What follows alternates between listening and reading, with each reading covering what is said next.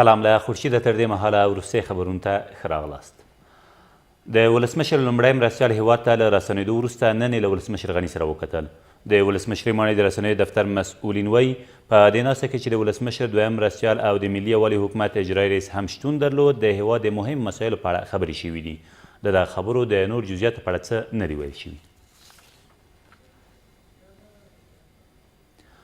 ټاکنیزو شکایتونو ته د رسیدو ولایتي کمیشنران نن په رسمي توګه معرفي او د لوړې مراسم یې پر ځای کړل. د دغه بنسټ مشر په همدې اړه په جوړه شوې ناسته کې وویل د راتلونکو ټاکنو مشروعیت او روڼتیا د دغو کمیشنرانو کړنو پورې تړاو لري او له هغوی وغوښتل شول چې خپل کارونه د قانون له مخې ترسره او په پریکړو کې خپلواکي وساتي.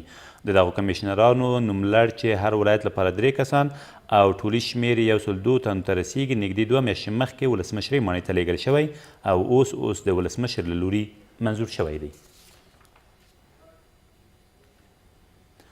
9 مسافر د پروان بامیانو د لوی لارې په اوږدو کې د ناپېژاندو وسلوالو له لوري تښتول شوي دي.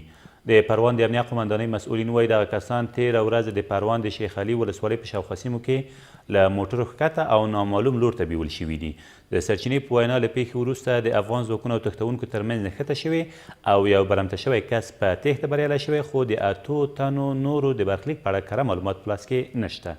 تر اوسه هېڅ یوې ډلې د دغې پیښې مسؤلیت پر غاړه نه دی اخیستی.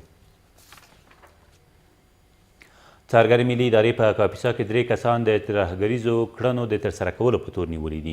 دغه کسان چې عبدالباسط کامل او محمد نسیم نومیږي تر دې مخکې د کاپیسا په ډیری ورانکاره کړنو کې لاس درلود چې بالاخره یې څارګرې ملي ادارې د ځانګړې قطعې په عملیاتو کې نیول شوي دي. د دغه بنسټ د خبرپاڼې له مخې له نیول شویو کسانو یو یې د کاپیسا ولایت لپاره د طالبانو د پوځي چارو کمیسیون د مسؤل مولوي قدیر ساتونکی هم و. ولسمشر غني د پاکستان د تحریک انصاف ګوند مشر عمران خان ته په پارلماني ټاکنو کې د بري مبارکي ورکړه. ښاغلي غني تېره ورځ په دې ټلیفوني خبرو کې څرګنده کړه چې زموږ تمرکز په تېر نه دی، په روښانه راتلونکي راټول دي او د روښانه راتلونکي لپاره به فرهنګي، اقتصادي، ټولنیز او سیاسي برخو کې د اړیکو نوی بنسټیز بنسټ ږدو. په دې اړیکه کې عمران خان وویل د دواړو هیوادونو لپاره به په لوړه کچه کار وکړي څو په ټولو برخو کې اړیکې بنسټیزې او پخې شي. نوموړي همدارس هیله څرګنده کړه چې په نږدې وخت کې به کابل ته سفر ولري او په یادو مسایلو به له نږدې بحث او خبرې وکړي. ولسمشر غني هم کابل ته د عمران خان د راتګ د لیوالتیا د هرکلي ترڅنګ هغه ته د راتګ رسمي بلنه هم ورکړه.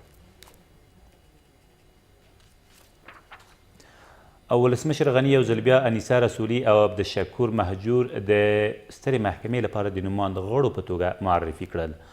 انیسه رسولي شاوخوا 3 کاله مخکې د سترې محکمې غړیتوب لپاره نومانده شوې او په هغه وخت کې د ولسي جرګې د غړو لخوا رد شوې وه، خو تېره ورځ ښاغلي غني یو ځل بیا نوموړې د یاد بنسټ غړیتوب لپاره نومانده کړې ده.